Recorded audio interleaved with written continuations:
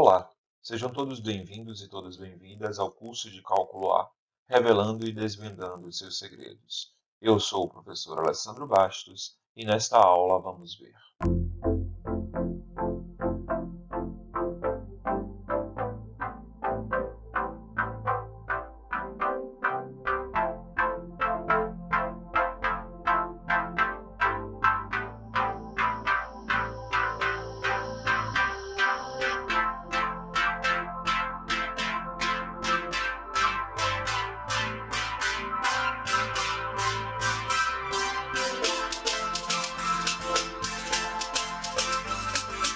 Vamos então determinar o que é um domínio de uma função. Então, dado uma função f de a em b, dizemos que o conjunto A é chamado de domínio da função e o conjunto B é chamado de contradomínio. E o conjunto dos elementos usados no conjunto B é chamado de imagem, conforme a imagem abaixo. Observe. Nós temos aqui o conjunto A, formado pelos elementos 1, 2 e 3. O conjunto B, formado pelos elementos A, P e W. Então, nós temos aqui três conjuntos. Não sei se vocês conseguem enxergar esses três conjuntos. Temos o conjunto A, da onde partem as setas. Temos o conjunto B, todo o conjunto B. E temos um outro conjunto que é onde chegam essas setas. Então, o conjunto de onde partem essas setas é chamado de domínio da função. O conjunto B, como um todo, ele é chamado de contradomínio da função. E o conjunto aonde chegam essas setas, que a gente vai chamar de C, ele é a minha imagem da minha função. Então, o meu conjunto domínio seria o conjunto 1, 2 e 3. O meu contradomínio seria A, B e W. E a minha imagem seria onde chegam essas setas, que seria somente o conjunto formado pelos elementos A e B.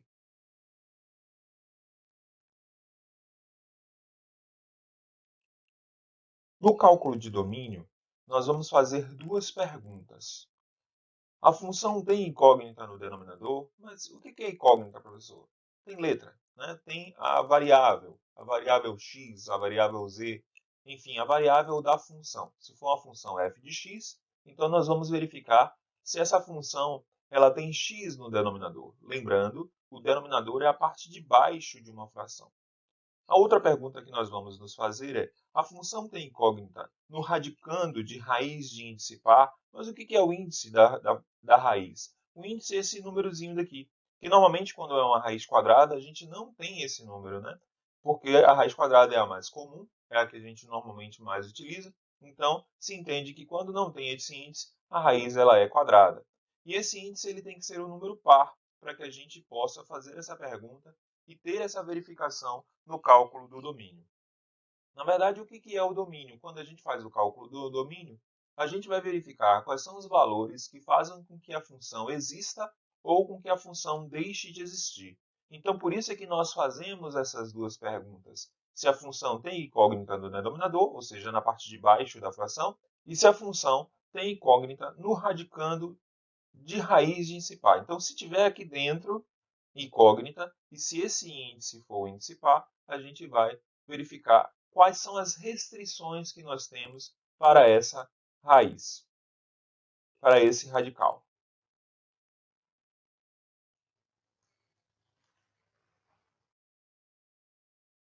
Então, na verdade, vocês não vão enxergar isso aqui em livro nenhum também. Foi algo que eu inventei para facilitar um pouco a questão do cálculo de domínio, tá? Então, eu chamo o primeiro domínio de domínio normal, onde não há incógnitas no denominador e nem em raiz de índice par envolvendo essa incógnita, ou seja, não há raiz de índice par no radicando de raízes de índice par. Neste caso, o domínio é igual ao conjunto dos números reais, ou seja, não há nenhuma restrição. Então, a gente vai dizer que o domínio da f de x, ou o domínio da g de x, ou o domínio da h de x, enfim, o domínio da função é igual ao conjunto dos números reais. Vamos ver alguns exemplos para nós entendermos um pouco melhor. Então, digamos que eu tenho aqui a função f de x igual a 5x menos 4. Observe, a primeira pergunta que nós vamos fazer.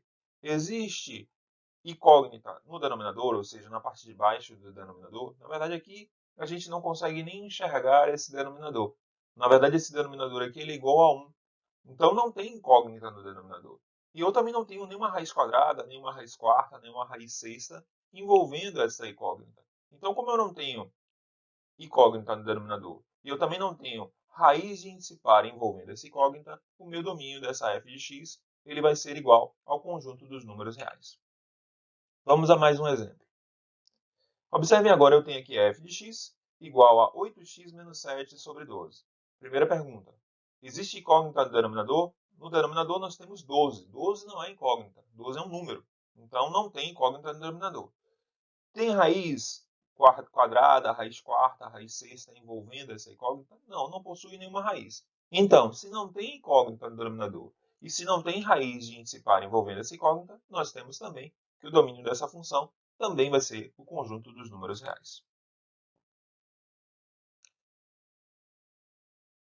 Agora nós temos um outro tipo de domínio, que eu chamo de domínio de frações, onde há incógnitas no denominador, mas não tem raiz de índice par envolvendo essa incógnita.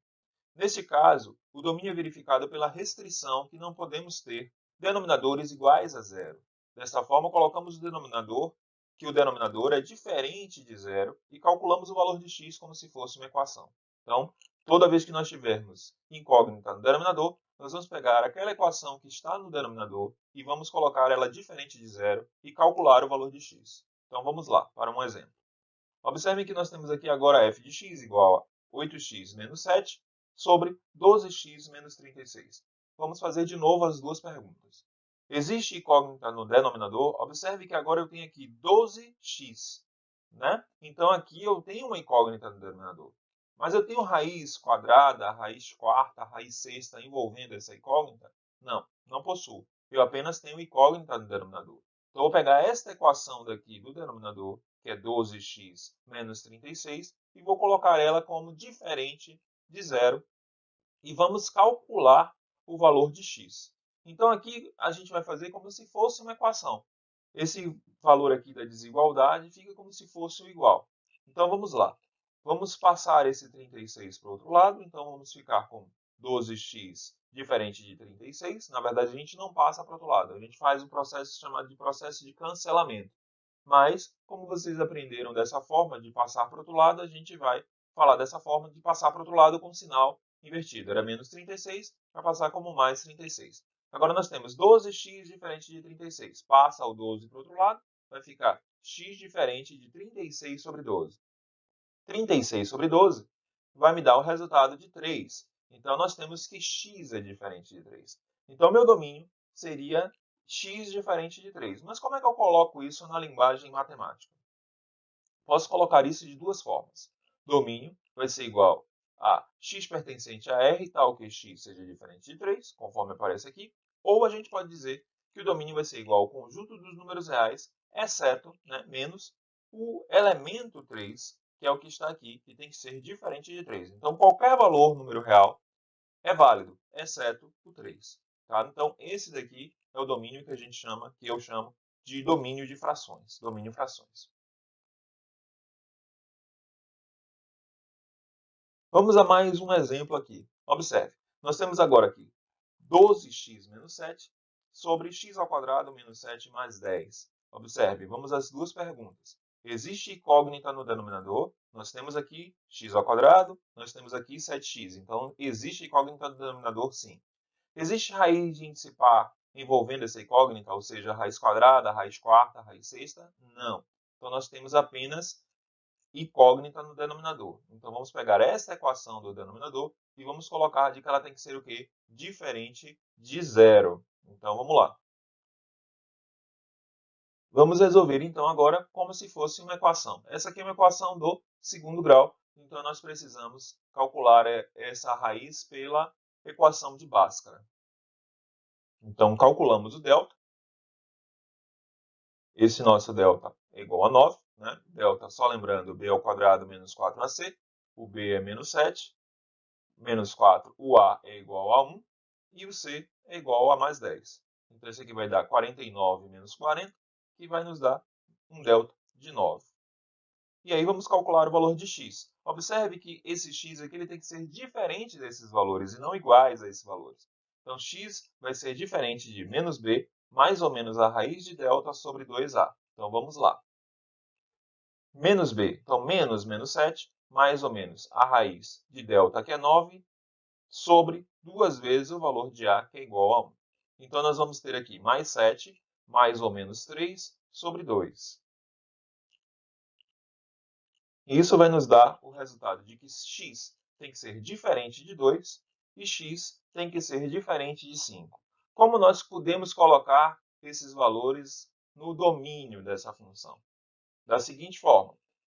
Domínio é igual a x pertencente a R, tal que x é diferente de 2 ou x é diferente de 5. E podemos colocar também que o domínio é igual a R menos os valores 2 e 5. Agora nós vamos ver o domínio que eu chamo de raiz de índice par. Não há incógnitas no denominador, mas a raiz de índice par envolvendo essa incógnita, ou seja, no radicando desse radical. Nesse caso, o domínio é verificado pela restrição de que não podemos ter radicandos negativos. A gente não pode ter raiz quadrada de valores negativos, porque nós estamos trabalhando com funções reais. A gente tem, por exemplo, a raiz quadrada de menos 1, ela não é um número real, ela é um número complexo. A gente sabe que esse valor é igual a i. Mas a gente não está trabalhando com funções holomorfas, a gente está trabalhando com funções reais. Funções holomorfas são funções que têm o domínio real, ou o domínio complexo, e não o domínio real. Nós estamos trabalhando com funções reais. Então, nós vamos ter que esse domínio vai ser calculado pelo radicando maior ou igual a zero, e nós vamos também calcular o valor de x como se fosse uma equação. Vamos lá ver um exemplo. Então, nós temos a f de x igual a raiz quadrada de 4x menos 28. A mesma pergunta nós vamos fazer. Existe incógnita no denominador? A gente vê que não, porque o denominador aqui ele é igual a 1. Existe raiz quadrada, raiz quarta, raiz sexta envolvendo essa incógnita? Existe. Existe aqui uma raiz quadrada aonde a minha incógnita está embaixo dessa raiz quadrada. Então, essa raiz quadrada envolve o meu 4x menos 28. Então, nós vamos pegar essa equação de 4x menos 28 e vamos colocar ela como maior ou igual a zero e vamos calcular isso aqui como se fosse uma equação. Então, passamos o 28 menos 28 para o outro lado. Então, nós vamos ter que 4x é maior ou igual que 28. Nós vamos ter que x vai ser maior ou igual que 28 sobre 4. E nós vamos ter que x é maior ou igual a 7. Então, nós vamos colocar esse domínio de que forma? X pertence a R, tal que x é maior ou igual que 7. Podemos também colocar ele no formato de intervalo, no qual domínio é igual ao colchete para dentro, 7, até mais infinito, colchete para fora. Colchete para dentro significa que é i maior ou igual, ou seja, de que vai o 7 faz parte desse intervalo. Colchete aberto para fora significa que o infinito não faz parte desse intervalo. Na verdade, a gente não pode fechar o infinito. Infinito, todo intervalo que contém o infinito deve estar aberto, porque a gente não tem como fechar o infinito, porque ele é infinito. Tá? Então, vamos lá a mais um exemplo. Observem agora, nós temos aqui a raiz cúbica de 4x menos 28. Observe o que nós temos aqui. Nós temos uma raiz cúbica. O índice dessa raiz ele não é par. O índice dessa raiz ele é impar. Então, nós temos, vamos lá, as duas perguntas. Existe incógnita no denominador? Não. Existe raiz de índice par envolvendo esta incógnita? Também não, porque a minha raiz aqui, o índice dela é ímpar. Então, se eu não tenho raiz de índice par envolvendo a minha incógnita, e se eu não tenho incógnita no denominador, nós temos um domínio normal. Esse domínio aqui ele vai ser igual a R. Observe e tenham bastante atenção para esse tipo de situação, esse tipo de pegadinha que muitos professores colocam. Porque muitas das vezes você está acostumado a raiz, e qualquer raiz você quer colocar como maior ou igual a zero. Apenas são as raízes de índice par que você vai colocar como maior ou igual a zero, e não qualquer raiz. Observe que nós temos uma raiz negativa, né? A raiz cúbica negativa, ela existe, ela é real. Tá? A raiz cúbica de menos 8 ela é igual a menos 2. Por quê? Porque menos 2 elevado ao cubo vai nos dar menos 8. E, finalmente, nós temos o domínio chamado de domínio misto, em que há incógnitas no denominador e a raiz de índice par envolvendo essa incógnita. Nesse caso, nós teríamos dois pedaços de domínio. Né? Nós teríamos o domínio da fração, que teria que ser diferente de zero, e teríamos o domínio da raiz de índice par, que teria que ser maior ou igual a zero.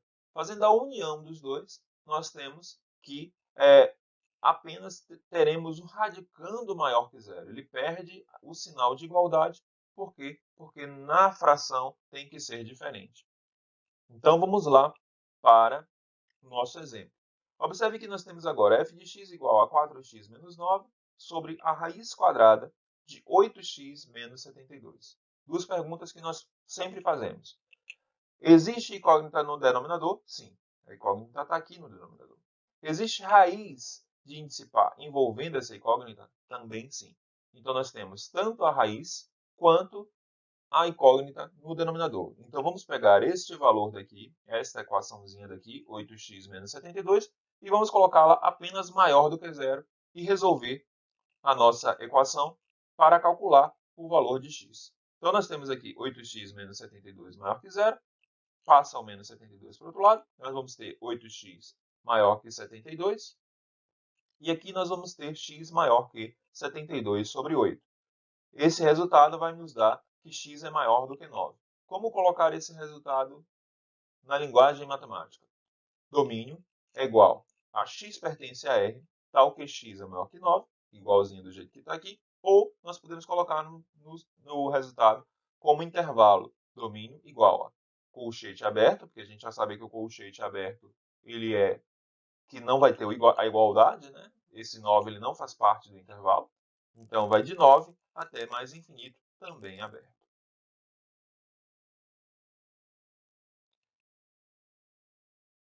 E agora eu vou deixar para vocês alguns exercícios para que vocês tentem resolver esses exercícios. E aí, na próxima aula, nós vamos começar resolvendo esses exercícios de domínio. Na próxima aula, nós vamos ver como é a resolução de cada um deles e se vocês conseguiram acertar o cálculo de domínio dessas funções. Até a próxima aula e um forte abraço.